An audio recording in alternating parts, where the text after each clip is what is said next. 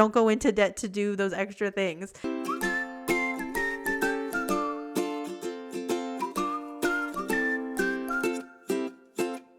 Welcome to another episode of the Disney with Kels podcast. I'm your host, Kelsey Conkling, and today I am going to talk about everybody's favorite subject. That's right, money, finances, and being on a budget. Now, we all know that Disney World can be very, very expensive, especially as you have a bigger family or you want to stay for a longer amount of time. But I am here to tell you that it does not have to be as expensive as may be advertised to you by Disney or by people that you've talked to in your life that have gone to Disney. You can do Disney on the cheaper side. Now, I want to start off this conversation by saying Disney World is not a human right. And what I mean by that is this: it is very much a luxury and it is very much a privilege to be able to go to Disney World. I want you all to know that I understand that. And I have been very blessed and very grateful to be able to have gone to Disney World so many times. But just know that you do not have to go to Disney to have a fulfilling existence. Now, you can want to go to Disney all you want, but I have seen and talked to so many people when they say, man, if I don't take my kids to Disney World when they're younger, I'm not giving them a fulfilling childhood. And that is just so far from the truth. If that is your way of thinking, I want you to remove it from your brain, because that is not true. Not being able to take your kids to Disney does not make you a bad parent. It does not make you someone who's not trying to give them a good childhood. I think especially those of us who do really enjoy Disney and who are in a lot of these groups that really love Disney, see all these other families and all these other people living these great lives of going to Disney all the time, but that is not the norm. And that's not normal.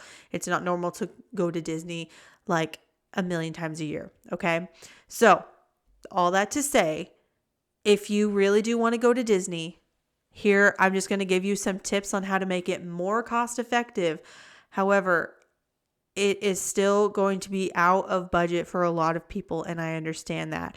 But you can soften the blow a little bit, and you can do certain things in your own life to be able to save for that Disney trip so that you don't have to spend more money than you have. So going into this, I'm just going to go over some tips that I think can help you when you're planning a Disney trip on more of a budget, or just some things that you can do while you're there that can help you save money and not spend a bunch of extra money that maybe you weren't anticipating to spend when you're there. Because in my experience, when I am not thinking about it, I tend to spend a lot more money than I intended. And I don't want that to happen to any of you guys. So there are some tips and tricks, and I'm just going to go through them here. So the first one, when you are thinking about a Disney World or Disneyland or whatever Disney trip and you're planning for it, I would say work with a Disney travel agent. Now, disclaimer, I am not a Disney travel agent. I'm not affiliated with any sort of travel company. That's not something that I do. However, there are a lot of people who do that for a living, and the Disney ones specifically are at no cost to you. I don't know how it all works, but the people who are certified Disney travel agents, they get commission from Disney when you go on your trip. So they will help you plan your trip and work with you on your budget to find all the best deals possible. And then when you go on your trip, that's when they get commission. So there's no cost from you. You don't pay their commission. Disney does. So there are a lot of different travel agents on TikTok and Instagram and Facebook, and people that even have their own websites that work with travel companies that they also do Disney travel agent.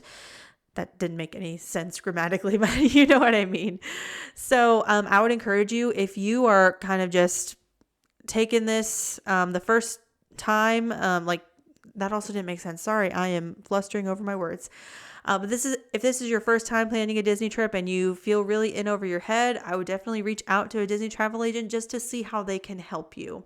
A lot of times they are willing to offer just some advice and consultation to see if you maybe want to work with them the whole time. They are very willing to help. And I am a lot of people on TikTok that are travel agents. Like I'm mutuals with a lot of them, and they do really good work and they are very friendly. So that's one of the big tips. Work with a Disney travel agent because they also have some insights that you might not see on the Disney website that you might have missed. And they can help you look for those seasonal deals on Disney resort hotels and ticket packages and all the things. They can work with your budget to get you the type of vacation that you want. Now, you're planning your vacation. Awesome. You kind of know how much it's going to cost. Then what do you do to pay for it? Well, let me tell you. Don't use a debit card. Don't use a debit card because you're like directly to Disney. Honestly, because there are cheaper ways to be able to pay for your vacation. So one of the things that I like to do personally is I like to go to Target and get their gift cards. Now, Target, you only get a discount if you use the Target Red Card. Now, don't freak out. The Target Red Card is not necessarily a credit card. They do have a credit card option where it's like a traditional credit card. You use it, pay for it later. If you don't pay for it, there's interest that accrues, right? But they also have a debit card option that is basically like it's a debit card. It links directly to your bank account. And whenever you make a purchase, it immediately takes it from your bank account. So you aren't having to pay it later like a credit card. There's no risk of accruing interest. So that's what I have. I have a Target Red Card that acts as a debit card, and I get 5% off of every purchase at Target. And every now and then they have an extra special coupon or deal that you can use where it's more than 5% on a single purchase. So if you know that you have a Disney World trip planned, or even if you just want to start stocking up on the Disney gift cards, every other grocery trip, maybe grab a $25 Disney gift card and use that discount. Perfect. So that is one option. Target. So that is 5% off. So you can get a $100 Disney gift card for $95. And, when your Disney trip is in the thousands, it does add up and you can have more money for souvenirs or for snacks or just to not spend it all. And then your overall trip is cheaper. Another place that does discounted Disney gift cards is Sam's Club. Now, I am from Northwest Arkansas. I am from the land of Walmart, which means I am also from the land of Sam's Club. So we don't have Costco or these other wholesale stores. So I'm not sure if Costco sells Disney gift cards. If these other places do, leave a comment down below if you know that they do. But where I'm from, we have Sam's Club. And Sam's Club generally has between 4 and 6%. Sometimes it is more on Disney gift cards. So you go in and you just purchase it and it's already discounted. Now, all that to say, Sam's Club does require a membership, so you have to pay for that membership up front. So honestly, don't seek it out if you're only going there for gift cards, right? Go there if you already have a membership, if you shop there and you're saving money overall and it's paying for your membership anyway, because then you just break even, right? And what my mom has done in the past is one of her credit cards has a cashback option. I mean, pretty decent cashback, I would say. So on top of that 4 to 6% that you're already saving at the wholesale store, whatever, then on top of that, you get cashback from your credit card. But please, let me say this, do not buy gift cards with a credit card if you are accruing interest on that credit card. Only buy it if you are able to pay it off right then. Now, this isn't a financial channel. This isn't financial advice, but this is something I'm very passionate about because I know how quickly credit card debt can get away from you. And then you're accruing that interest at 25 to 30%. And that just completely outweighs anything that you just saved. So if you're going to do this and you don't have a limit, enough credit on your credit card, or you're not going to be able to pay it off at that next statement, just use your debit card or don't buy it yet at all. I don't want people going into more debt for Disney. Okay. That's why I'm very passionate about that. Okay. Next thing. So again, Sorry, my nose is itchy. There are plenty of places I'm sure that sell Disney gift cards at a discounted rate, but those are the ones that I know about. Target and Sam's Club. I'm sure there are many more. Quick Google search. I could have done that as well, but I didn't. Another great way that you can save money on your Disney vacation is where you stay when you are there. Now, Disney has, I think it's 19, Disney World in Florida specifically, has 19 resort hotels on property. Now, there are certain perks to staying on property at a Disney resort. You get full access to their transportation system.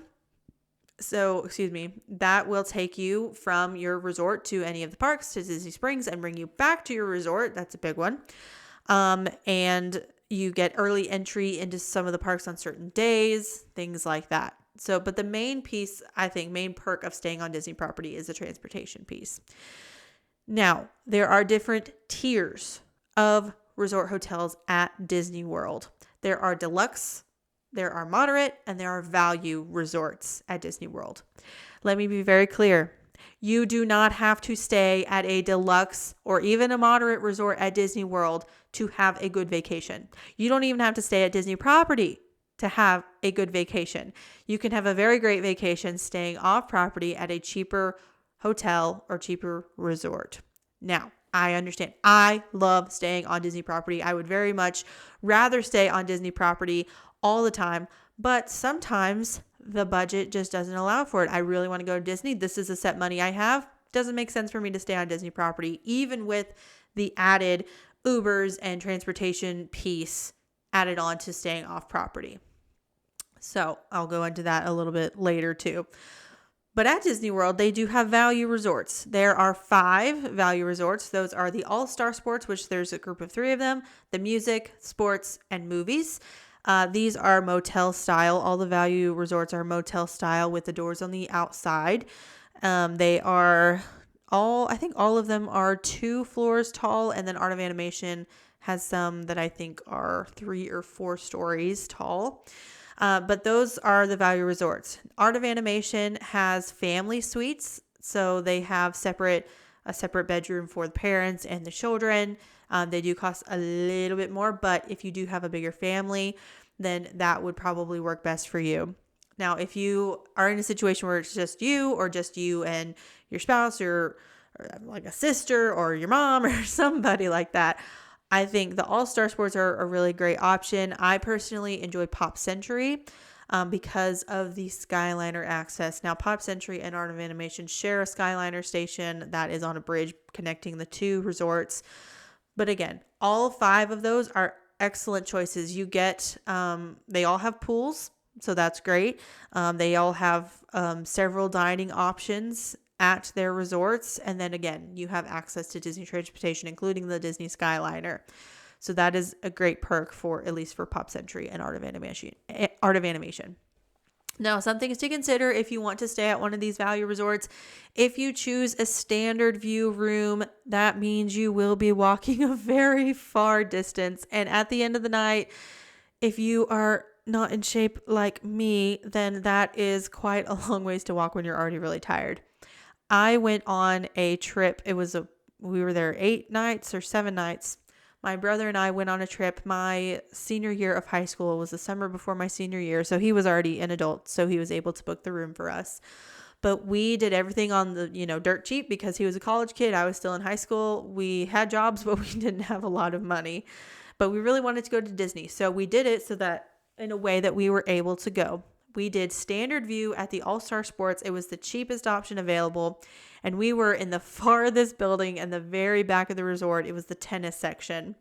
But honestly, I was a lot more in shape at that time. So if you are somebody who you think can handle that at the end of the night, go for it. That's just not for me. So if I do stay at a value resort, I always pay the extra $10 more or so a night to get a preferred room because you are closer to the lobby, closer to the transportation options. Now, there's also the option of staying off property. I have stayed off property once on one of my solo trips, and I used Travelocity to book this. I've booked with Travelocity several times on different trips. Like on my road trip, I booked almost all of my hotels through Travelocity. I've never had an issue. But I will caution you, and they caution you as well, just hotels in general, it might be better to book directly with the hotel just so that you know for sure that you have a room booked when you get there and ready for you when you get there. Again, I've not had any issues, but I don't want that to be like survivor bias or anything like that. So if that makes you nervous, if you don't want to take that risk of booking through a third party, go ahead and book directly with the hotel. But I will say that there are still really good deals to be had, even if you don't book through the third party. Travelocity does tend to have a lot of good deals. But staying off property can be significantly cheaper than staying at Disney World on property, right? However, considerations, and I talked about this a little bit before, you do have to consider the transportation aspect. Now, if you road tripped down there, that is perfectly fine. You can take your own car, but you do have to pay for parking at the parks. So again, if you do not have an annual pass and if you are not staying on Disney property, then you do have to pay for your parking if you drive to the parks. And that I think is $30 to $35. I think it is $35 a day. Now that does, if you end up park hopping, like you park at Magic Kingdom in the morning and then go over to Epcot, you don't have to pay twice. But that can add up, especially if you're going for like a week. That's a lot of money. That's over $200 that you're paying just for parking. And then you have to pay for gas as well. Personally, I think Ubers and Lyfts are a lot more economical way of transportation when you need to get from an off-property site to Disney World if you do it correctly. So what I would do when I stayed off-property is I would book an Uber in the morning. So first thing in the morning, get me from my resort to wherever I was going at Disney World. And then I wouldn't go back to my resort until the very end of the night when I was ready to settle and go to bed. And that way I could just use Disney transportation while I was there. So once you're on property, you are allowed to use Disney transportation the whole time, right? If they come to wherever you are on Disney property, you can take it. You can take the bus, you can take the Skyliner, you can take the boats free of charge. No issues there. They don't check to see if you're staying at a Disney resort. So what some people do is if they're staying off property, they'll take an Uber to the closest Disney resort that's off property. So the All-Star Sports or All-Star resorts are kind of on the edge of Disney's property. So what some people have done is they're staying off property. They take an Uber there, less distance, so it's cheaper. And there's not as much of a premium on the Uber trip because you're not going to one of the theme parks, right? So then you can catch a bus or catch the Skyliner or wherever, depends on what resort you're at. You can catch the bus to go to the parks and just pretend like you're a resort guest. That's not breaking any rules at all. However, I will say this, as I was talking, I remembered this. Sometimes, and this isn't all the time, and I don't want anyone to get in trouble, but if you don't have a reservation for that resort, they won't let your Uber drop you off there. Now, I've heard different stories from different people. I've never had an issue getting dropped off at like a value resort, but some people say they have had issues getting dropped off at deluxe resort if they don't have a reservation or like a dining reservation or a room reservation or something like that. So again, there's some risk involved. And if you don't want that risk, then just go ahead and have your Uber take you to the actual park. That way you're not paying for two Ubers. Now, I'm willing to take a little bit of a risk, but if you don't want to do that, then don't, because again, those Uber trips can add up pretty quickly. Now, if you decide to book through Lyft and you see the option for a minivan, it is more expensive. However, you do get the driver is a Disney cast member. It's operated by Disney through Lyft. It's tempting, but if you're on a budget, don't do it. Just get a normal Uber X. If you have to get an Uber XL, do that. But again, if you want to stay off property, you just have to do the math to see if it is worth it with all of your Uber trips and going to the parks. Like, is it going to be the same as staying at the All-Star? Is it going to be significantly cheaper, or is it actually going to be more expensive? So all that to say, I'm encouraging you to do your own research with that aspect because it's your vacation. Do whatever you want, but these are just some ways to save money and some considerations to take into account. Now, another thing you can do to save money is how you get to Disney World. If you are within driving distance to Disney, I would say go ahead and just drive there because the cost of gas and even gas station snacks is a lot cheaper than flying. I am going to Disneyland in March with my mom, and the flights from here in Arkansas and even like the big other metro areas that we're near, it's going to be like $500 to $600 at the cheapest to fly to California. So I feel like plane tickets are just kind of at a premium, and they have gotten to be a premium. So if you're able to drive, I would say do that. And then, but again, you have to take into consideration parking and toll roads and the whole road trip in general. If it's going to take you more than one day, more than one full day to get there, you're going to have to book a hotel halfway through. So just considerations. And if you do need to fly, budget airlines are great. And if you're all adults or even like adults and teenagers, you don't have to sit next to each other. Make the sacrifice, take a middle seat. You know, if it's going to save you a bunch of money, then split up, take middle seats so that you can just save that significant amount of money to go to Disney. You know what I mean? So another thing, excuse me, my notes are on my phone here. Another way to save money when you're at Disney World is in the area of food. Now, Disney food prices are kind of extravagant, let's be honest. Now, personally, I always eat at Disney World when I'm there. I don't bring in my own food, but it's because I'm gluten-free. I don't like bringing in a big bag to the parks, and when I'm at Disney, I like to have all their gluten-free options that I can't get at home. Now, if you are truly on a budget and you truly want to save money, in this way, bring your own food into the parks. Bring a cooler with you. Now, you cannot have loose ice or glass containers into the parks, but you can bring as much food as you want. You cannot bring a cooler that has wheels or like one that you drag behind you. There are certain size dimensions for coolers that you can bring into the parks, but all that information is on the Disney World website. But again, no loose ice, no glass, just for safety reasons. But yeah, you can bring snacks, you can bring food, you can bring drinks. You cannot bring your own alcohol into the park, so don't use that to save money. You will get a reprimand and you might get booted from the park. Do not bring your own alcohol to the parks.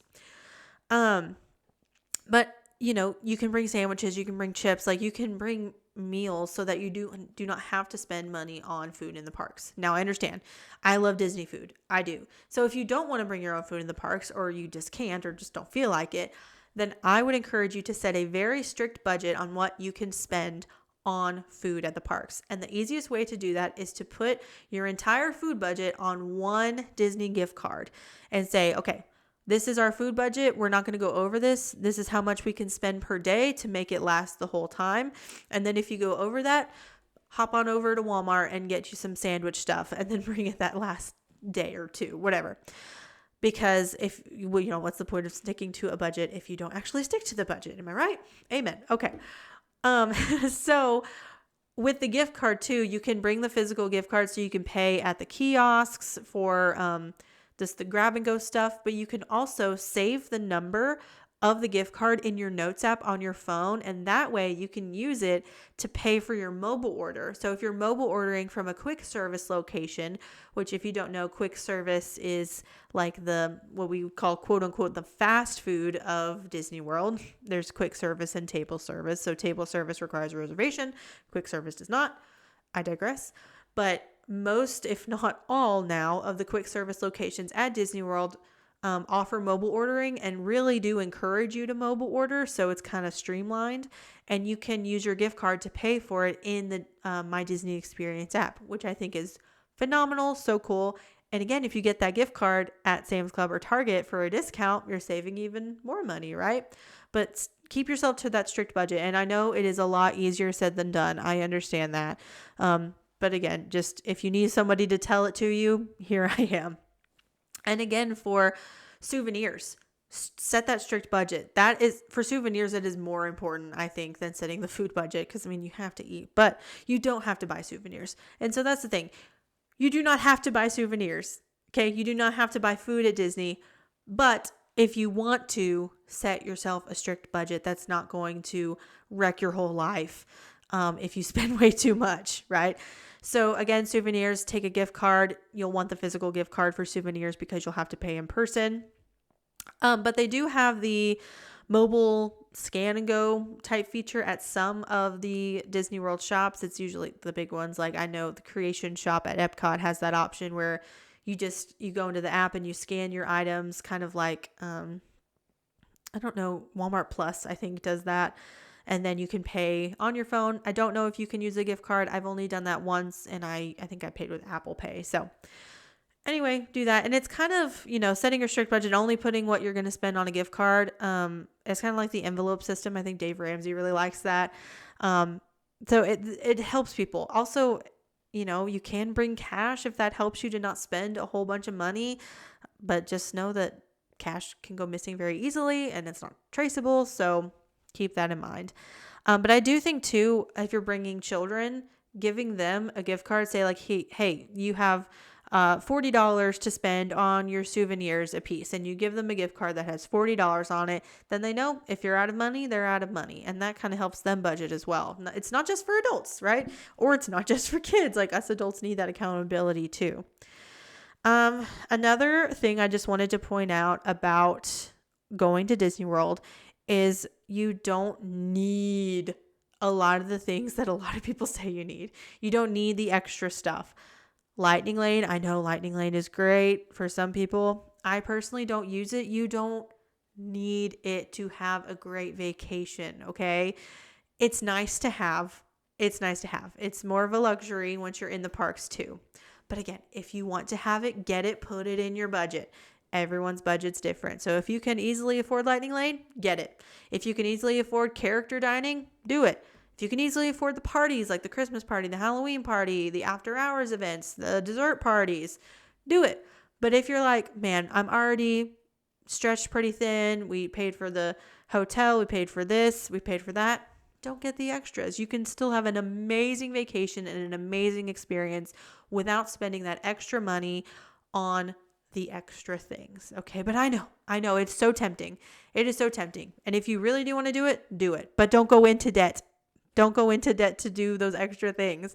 If you are not going to be able to pay your credit card statement balance, don't do it. And I know it's hard. It's hard. But again, Disney World is a luxury.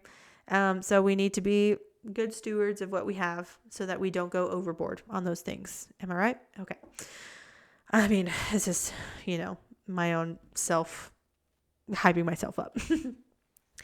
And then, lastly, one of the most important things you can do when you are trying to do Disney on a budget is make sacrifices in your everyday life. Okay. So maybe make a challenge for yourself not to go out to eat at all in a month, and then put aside what you were going to spend eating out, put it in a Disney fund, put it in a high yield savings account.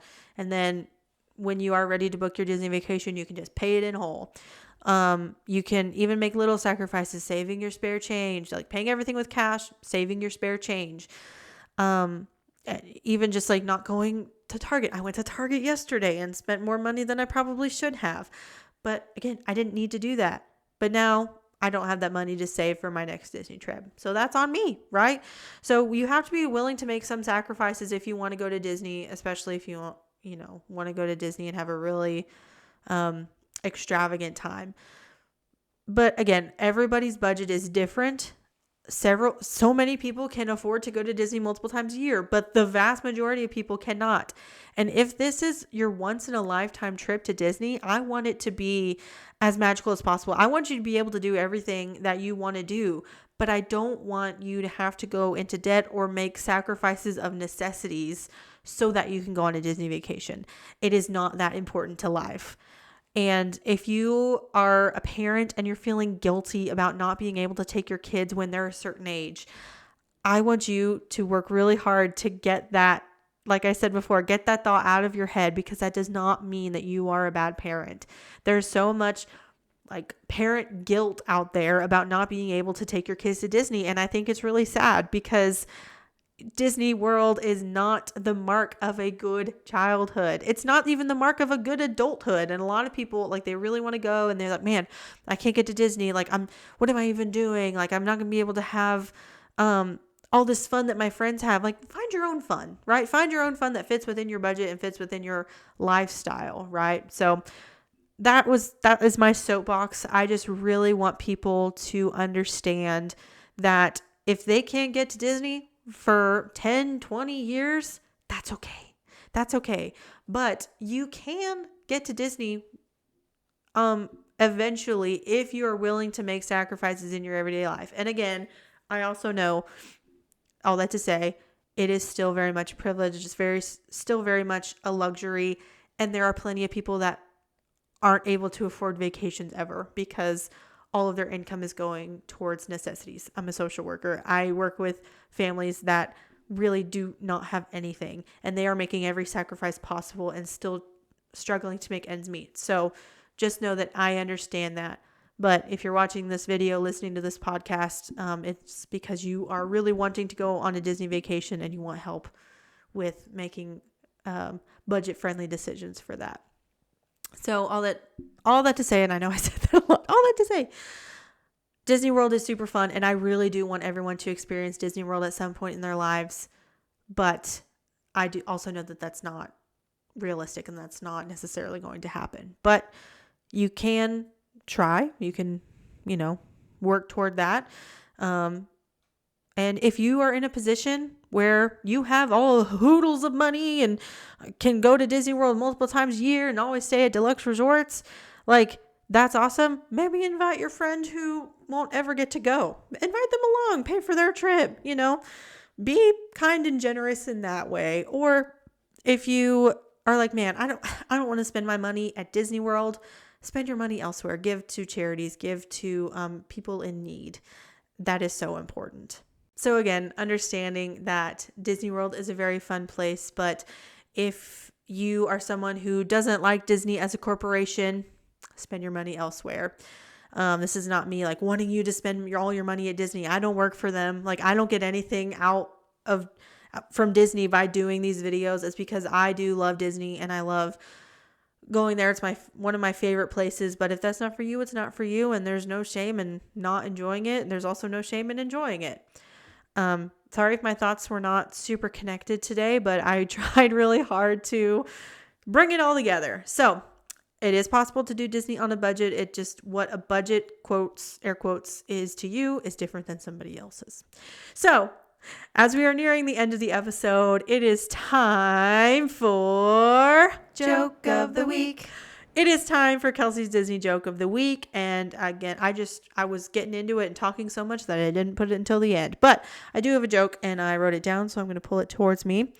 All right, are you ready for the joke of the week? I don't care if you're ready because I'm going to tell it to you anyway. Why doesn't Darth Vader use the metric system? Why doesn't Darth Vader use the metric system? Well, it's because he prefers imperial units. So funny. Okay, well, that was Joke of the Week. That was Kelsey's Disney Joke of the Week. Thank you guys so much for tuning in to another episode of the Disney with Kels podcast. I hope this episode has been helpful. I hope you didn't feel not chastised. I just hope that everything I said was out of a good heart. Honestly, like, I want people to experience Disney, but I also know that that is not a possibility for a lot of people, and a lot of people are hurting. So if you are looking for ways to give back to people just in general, honestly, just look at your local resources, look at your local nonprofits and how they are helping people in your community, and help them out as much as you can. Just a general plug there. But again, thank you guys so much for tuning in to another episode of the Disney with Kels podcast. I'm your host, Kelsey Conkling. And as always, I hope you have a great, big, beautiful tomorrow. See you later.